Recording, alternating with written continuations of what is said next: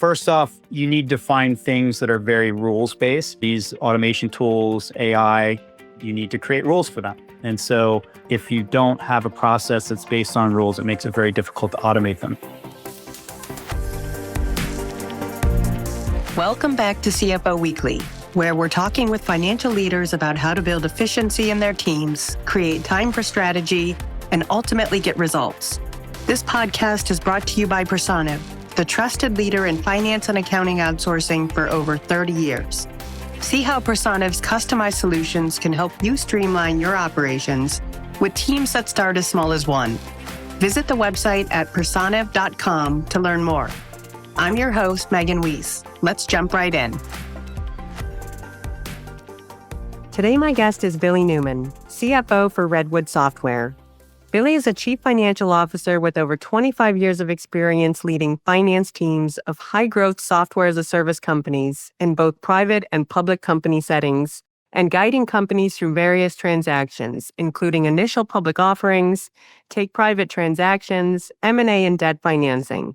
As an executive leadership team member and trusted business partner, Billy is skilled in providing financial leadership and strategic insights to all parts of an organization to drive organic and inorganic growth. Billy, thank you so much for joining me on CFO Weekly. It's great to have you here. Well, thanks for having me, Megan. Over the past few years, we've seen automation and AI move from buzzwords to real, tangible forces reshaping how finance operates. For many leaders, that shift has redefined everything, from forecasting and reporting to decision-making and even talent strategy. So to start us off, I'd like to go back to the beginning of your own journey with this transformation. When was the moment you first realized that automation and AI could fundamentally change the way finance operates?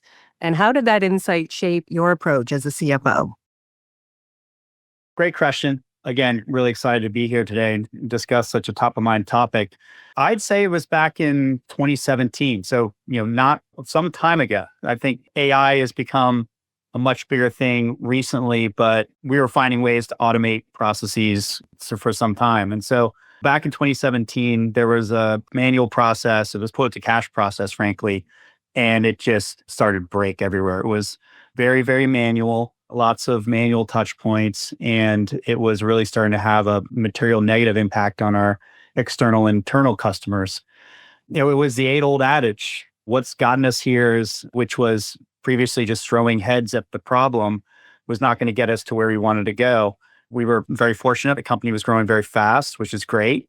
But like a lot of companies, when you get sucked into the daily firefighting of everything that's going on, and there was a lot of firefighting because, as I said, the process was broken, it's hard to kind of take that step back and take the time to automate the process. And it just got to such a point where we forced to do that. And so one of the things as CFO today, I really impress upon my team that, when you're creating a new process, you really have to take that extra time and effort up front to try to automate as much of that process. Well, I would say the plane is on the ground, so to speak, because once that plane gets in the air, it takes a lot more effort to do it while you're up there. And so that's really, my takeaway from that and how I've tried to run my teams today. And before we get into the meat of the conversation, just so the audience has some idea of where you've been, what you've seen, walk us through your career to date. So I started with PwC, not in public auditing or anything like that. It was actually for their financial advisory services group. I do have a background in accounting and actually was a CPA at some point, but never did the auditing. I've spent my career primarily on the FP&A side of the house, and I think having that accounting background really helped FP&A point of view, but really spent the majority of my career with two SaaS companies. The first one was an online banking and bill payment company called Online Resources. And then the last 10 years prior to joining Redwood is a company called Cvent, which is an event management technology company. That's when I got the opportunity to move into the CFO office. And so that great runs at two great companies, Cvent especially. We were public when I joined in 2014. I was taken private by Vista Equity Partners in 2015, became CFO in 2018, survived the COVID pandemic as an event management technology company when 95% of your revenue is coming from in-person meetings and events, and those aren't happening. And we didn't have a virtual solution. You can imagine that was tough, but we eventually created a virtual solution and was able to get out of that such that we went public again and then taken private by Blackstone. So I've since moved on to Redwood. I wanted to kind of take my learnings from Cvent and start with a company that frankly was at where Cvent was when I first started there. So, and that's trying to do that same play here at Redwood Software. All right. Billy, tell us a little bit about Redwood Software. Sure. Redwood Software is the leader in full stack automation fabric solutions for mission critical business processes. Think about getting containers off the port to the other side of the world, or automating your financial close process across hundreds of entities. These are mission critical processes that if they don't go smoothly, they don't go quickly, really bad things happen. And obviously, with there's so many processes that need to be run, it's really important that you can automate and piece together all those processes into one seamless process. We have the first SaaS-based composable automation platform specifically built for the ERP. And we like to say our mission is to provide lights out automation because we do believe in the transformative power of automation. We empower our clients to orchestrate, manage, and monitor their workflows across any application, service, or server. And we could do that in a cloud environment or on premise. And we allow our clients to do these things with confidence and control. So once that AI light bulb moment happened, how did it start to show up in your work? In what ways do you see CFOs leveraging AI to improve forecasting accuracy and business agility? I think starting with the forecast accuracy part, there's a few ways there.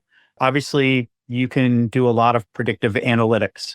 The AI bots can learn over time and figure out how to maybe forecast for different things. I will say this one, I think, still needs a bit of work. You need to build up enough data set for it to really be useful.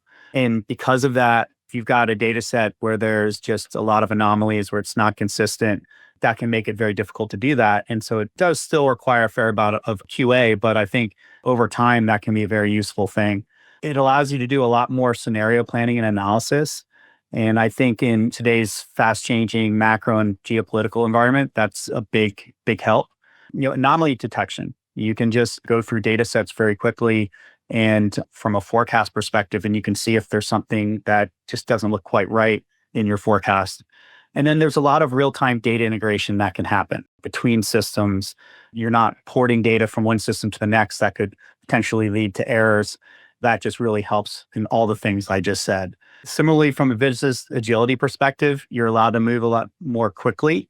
You can create a lot of AI-driven dashboards and alerts that you wouldn't be able to do today to allow for real-time notifications. From a dashboard perspective, it does allow you to create automated reports and insights with very little effort. And so you can get information in the hands of executives in a lot more quickly and in ways that they can access that maybe they wouldn't have been able to access in such a real-time manner before.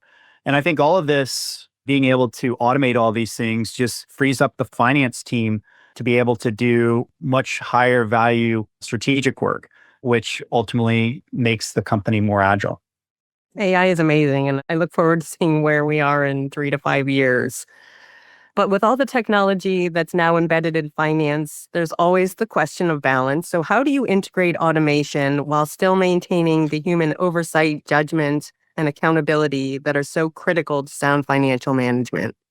I think the first thing you have to do is just define clear roles, what you can automate and what still requires human oversight. As much as there's so many things you can automate, there is a limit at some point to what you can do. And so in terms of what things you should be looking to automate, things that are repetitive, rules-based, and ones that really lend themselves to easy monitoring for accuracy and quality. I mentioned before with the predictive analytics that you really wanted to be able to still test to make sure that the outputs that you're getting seem accurate.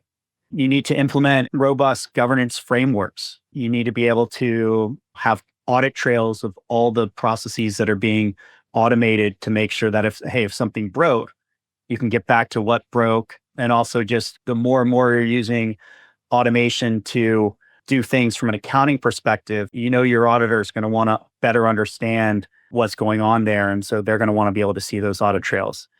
You want to make sure that the same people that you've got some segregation of duties there and access controls, because you don't want people getting in and changing how these automations work. They might not understand the changes, that the impact that they might have downstream. So you definitely want to have some checks and balances there. You want to be able to continuously monitor what's going on. Things might work well at first, and so that's great. But again, you still want some human oversight there to make sure that as the business changes, as processes changes, that the automation tool is still working. I like to say that AI agents are like toddlers. They're constantly learning, which is great, but they do need to be watched and monitored to make sure that they're not out breaking things. Similarly, you've got to make sure that you're regularly reviewing all the automation rules that are out there. Again, companies change, they're fast growing. That's going to change some of those rules that you need to have. And then also, if you have a lot of attrition on your team, there's just a lot of knowledge that can leave. And so you need to make sure that those could be folks that were maintaining those automation tools before those things fall through the cracks because somebody's left. Well, you need to make sure that you're validating all those things in a timely manner. And then finally, you need to make sure you have the right skills on your team. A lot of people have this misconception that AI is going to replace all these people and that you don't need human oversight.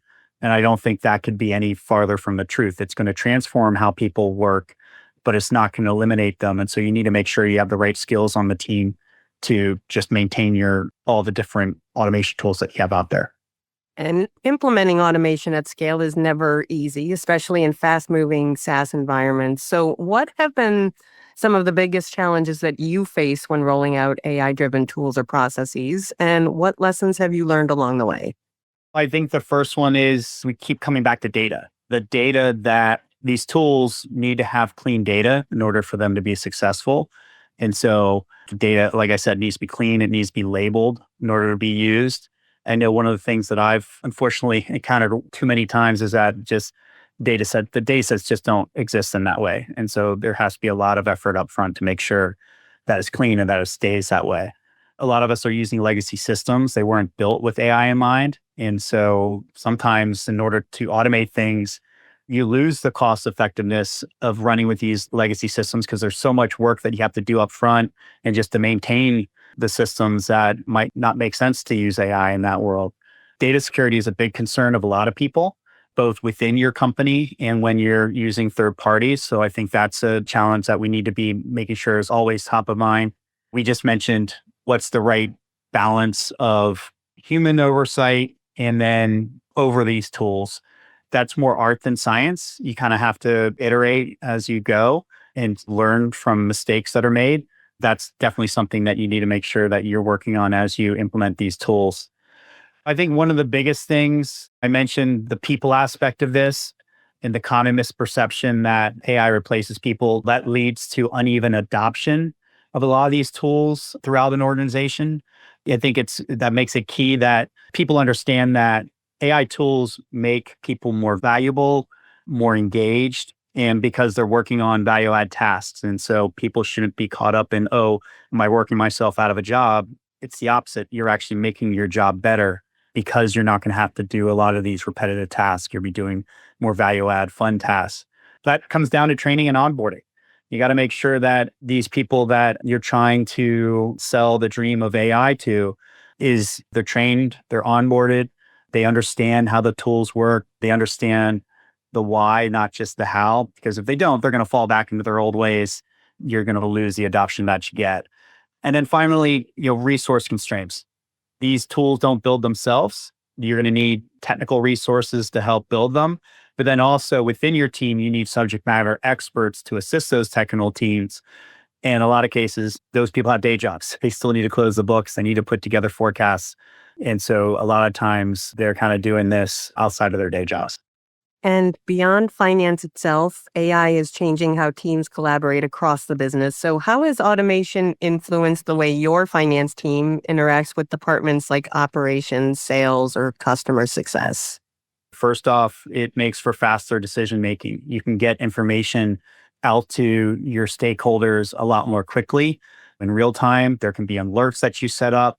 And so there's a lot more pushing of data that's happening as opposed to the pulling of data from the departments. It'll result in, because of that, in improved cross-departmental planning. Instead of the data being sitting in silos and you're just exchanging it with one-on-one with departments, you can make that data visible across the entire organization. And so it really allows different departments to work more closely together because all that data is out there and it's much easier to digest and it's all in one place. We see this within the finance team, but it helps because it does cross over to other departments where you're trying to get data from one department into another. Like, for example, the FP&A team works very closely with the HR team, and we use Workday, for example, at Redwood, and we use Adaptive. Fortunately, they're very highly integrated because Adaptive Insights is owned by Workday. We're able to get a lot of the personnel information directly into Adaptive, so there's less impact on the HR team to get data to us, and obviously less impact on the FP&A team. Another example is just using Salesforce and integrating that in with our ERP system to make sure that data is moving seamlessly.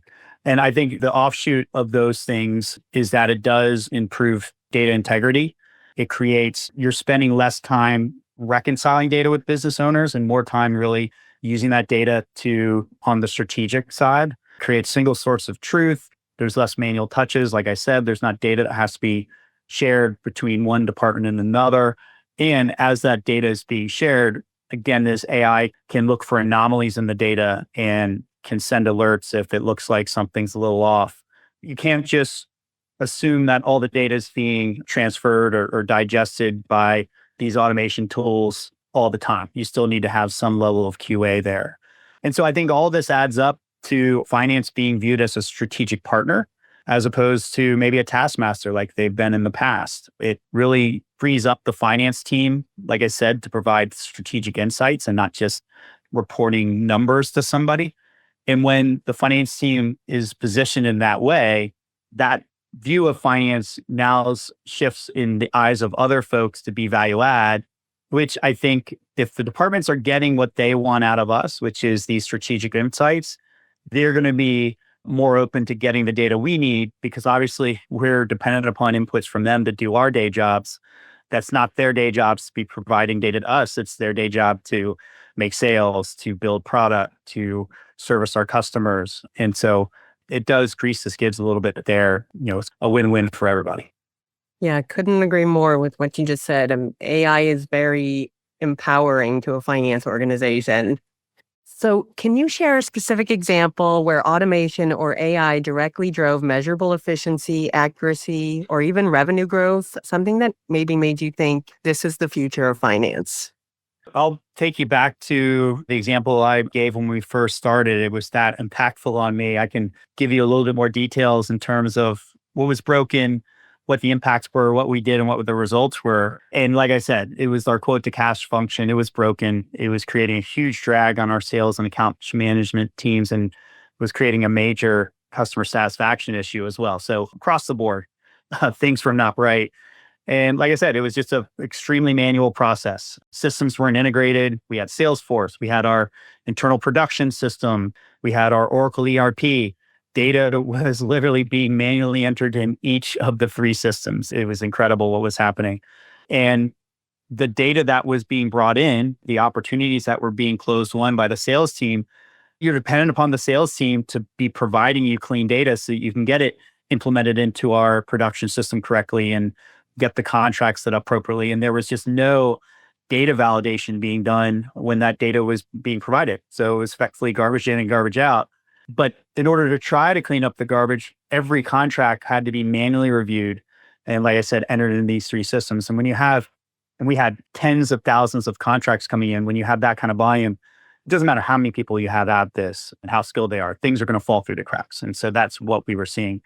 And so you had invoices that were wrong, but they were taking so long to go out.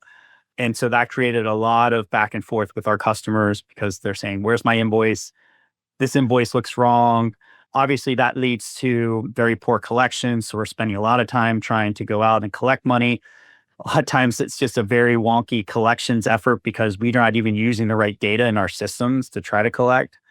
And ultimately, that then feeds down to the sales executives and the account managers because They're getting pinged by their customers. We're trying to, from a finance team, leveraging them to get to the bottom of things. And so those teams were spending way too much time on fixing problems and not selling, which is where I really want them spending their time. And so what we did is, I mentioned, sometimes you get sucked into this firefighting and you don't see the forest for the trees. We temporarily increased heads because we had to create bandwidth within the team so that the subject matter experts could spend time fixing the issues and automating the issues. There was just too many problems that were happening for them to have the time to really do this. And so those individuals mapped out the process end to end. We worked with sales to create that automated data validation checks on the front end. We worked with IT to integrate all the systems together so that the data just seamlessly would come in, contracts closed one, it updates our internal production system, then integrates into our Oracle ERP system, invoices go out, and there's really nothing that really has to be touched other than we build in some QA along the way to make sure that everything was working. And then, like I said, you got to train the team. And so we did a lot of heavy training on our finance team to make sure they knew how to care and feed for the tools. Became standard operating procedure for when new people were hired, that they had to go through this training and they had to actually be tested and make sure that they were doing it correctly. And then finally, we set KPIs to make sure that what we were doing were actually having the effects that we wanted to have. And so we had 10 key KPIs that we would report out to sales, to our account managers. The means going to our CEO. It was that important. And so we wanted visibility for everybody so that everyone was being held accountable. And the result was that team went from being just the bane of everybody's existence to just a couple of years later to being just a shining star for the quote to cap for that overall process. Sales teams, account managers were really happy with what they were seeing. The amount of interactions they had with their customers from a quote to cash perspective went way down. They could focus on the positive sales conversations they were having. Thank God we did this, because when COVID hit in 2020, there were so many contract amendments going on, payment terms are being extended. It would have literally broken the company, I think, if we didn't have this in, and it worked great, which was a great proof point that we had done the right thing. And then from efficiency perspective, as the company was scaling, we really didn't need to hire any incremental heads for 2 to 3 years after we got all those systems in place. The temporary heads that we had to bring on, those were digested into the organization and we were able to use them to get the systems up and running, but then we didn't need anything from there on out. And so I think the best part though was the quote to cash team was in a really bad place in 2017. They were just down and out. They were just beaten up, and getting through this and automating everything and getting to, having that 180-degree shift just really skyrocketed the engagement of the team, because they not only were getting great feedback, but the things they were doing were, again, more enjoyable value add work as opposed to manual data entry. That's a great success story. And I'm sure a great example of where people who are afraid of what AI might do to their jobs, they shouldn't be as afraid because it's only making their work more interesting. Exactly. And they saw it, fortunately. They played a key role. They saw the problems they were having. They wanted to solve the problems, and they saw the benefits that automation could have. And so they really dove headfirst into it. And it's a big source of pride for them today. And a lot of our listeners might be asking the question of where to start. So how do you evaluate which finance processes are ready for automation versus those that still require human expertise and intuition? I think first off, you need to find things that are very rules-based. These automation tools, AI, you need to create rules for them. And so if you don't have a process that's based on rules, it makes it very difficult to automate them. So, some examples would be invoice data entry. We just talked about that. Bank reconciliations, expense approvals, where the guidelines are very clear. If you're below this amount, okay, and you get approved.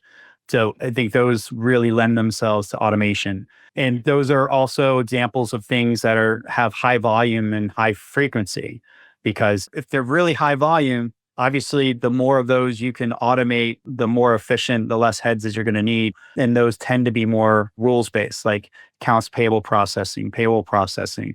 There's a lot of just journal entries that are done every month for the same amounts, same accounts. You can automate those things. They need to be data-driven processes. Again, the automation tools are very heavily dependent upon large data sets. So if you don't have that data and it's not clean, you can't automate the process, frankly.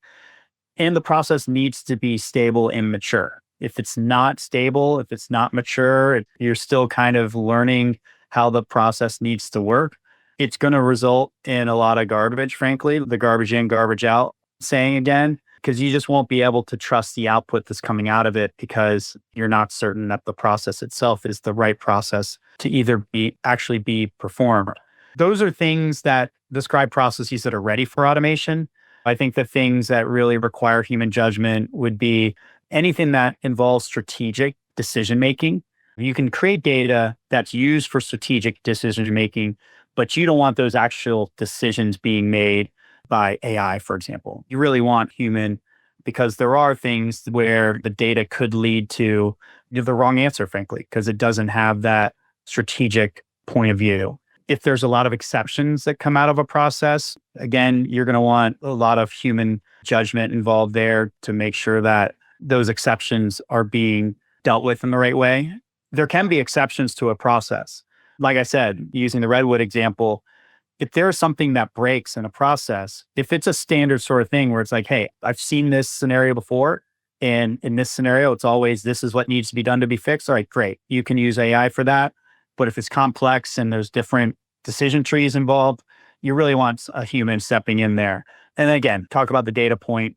If the data is not structured, if it's not complete, you're just not going to be able to use automation to perform that process. I think a lot of people see AI as a data security risk, but from a risk perspective, how do you see AI playing a role in actually strengthening compliance controls and financial governance? I mentioned anomaly detection, scenario planning. The more of those things that you can do, it makes it a lot easier to identify risks and assess those risks. With all the scenario planning that you can do, there are things that maybe you wouldn't have considered before that are business risks that come out of that because you can look at so many different scenarios and be like, oh, I didn't think about this potential scenario happening. That's a big thing that I think you'll see more and more moving forward. That anomaly detection can really be helpful for fraud detection and prevention. If you see something different in a pattern, that very well could be an indication that there's some fraud out there. Credit risk evaluation, you can go out and real time go out and get data from different sources and really assess, hey, is there a credit risk here when it comes to vendors, for example? Something that might have been much more manual process before, you can really automate that and move more quickly when you're assessing vendors, for example. And from an audit and internal control perspective, you can use AI to continuously audit things, very similar to fraud detection. Anomaly detection, we talked about that. A lot of the tests that you might need somebody to do, a human to do in the past, you can automate that. But I think the biggest benefit from being able to do this from an audit and internal controls perspective is that over time, your external auditors will be able to rely on these tools such that they don't have to do as much testing because they know that, hey, this tool is doing it, it's working, I can see the audit log. And so they don't have to do as much sampling themselves because they can rely, if there's appropriate controls over how the tool works, they can rely on the items that come out of those tools. And last question, but as the pace of automation and AI adoption accelerates, what advice do you have for CFOs who are preparing their teams, not just technically, but culturally, to adapt and thrive in this new era? I talked about really embracing AI and the value of AI, getting people to understand that AI is not here to replace humans. It's here to transform what we do, not replace what we do. It's going to increase effectiveness. It's going to make our jobs more engaging. It's going to make our jobs, frankly, more important to an organization, which is all really good for people. I think in order to kick things off, you're going to want AI champions. You're going to want change agents within your team. You'll be surprised, I think, by the people who raise their hands and say, hey, this is really interesting to me. I want to do it. And you really want to leverage those people to push the team to come up with ideas and really get those ideas out there and embrace them once they're made live. But that being said, you don't want people just kind of going all over the place and creating bright, shiny objects. You do want to build a clear vision for the team and a strategy so that the efforts that you're making are you're going after the right things and hopefully the lowest hanging fruit at first, show some quick wins, and then move on to the more meaty things from there. I think before you go down this journey, though, you do need to make sure that you've got the right capabilities on the team and address those gaps. Either is going to be in the form of upskilling your existing team, training those folks, or in some cases, you need to bring in some experts from the outside to make sure that you're making good progress on these things and identifying where there are opportunities for automation. And ultimately, this is going to result in, I think, changes in organizational structure. You're going to have roles that didn't necessarily exist before. It's going to be important that you consider that as you structure your organization. And that's going to result in different career paths for people on your team as well. And you need to make sure as you do PDPs and stuff like that, that you're giving people the opportunities to use AI tools and as they go down their career, because this is more and more, it's not just going to be people that accountants or FP&A folks. You're going to need to be able to not only do the accounting and the forecasting, but you're going to need to be able to use tools to think strategically and be that value add person for the company. And I use the example before I talked about increasing heads temporarily to be able to focus on AI. That's definitely something people should think about. And hopefully the executive team appreciates that and that, hey, there might be a slight cost increase in the short term, but want to get to that longer term efficiencies because you need those folks to be focused on building the AI tools. Then I think once you're all done, you need to be measuring and communicating what the impact is. I mentioned the KPIs. You need to create KPIs, be able to, set goals with regards to what you want the end state to look like before you implement the tools. And then you want to measure how you're performing against those goals and whether things are going well or not going well. You want to communicate that out so that you can quickly course correct if needed or double down on what you're doing and leverage that to inspire people to do more with AI if things going really well. Billy, this has been such a fascinating discussion. Thanks for sharing both the strategic and practical sides of leading through technology transformation. Really appreciate you having me on here, Megan. And, I really enjoyed the conversation. Obviously, it's a very timely one. Something that's very top of mind for CFOs and just finance folks in general. I think there's a lot more that can be done here and it's pretty exciting.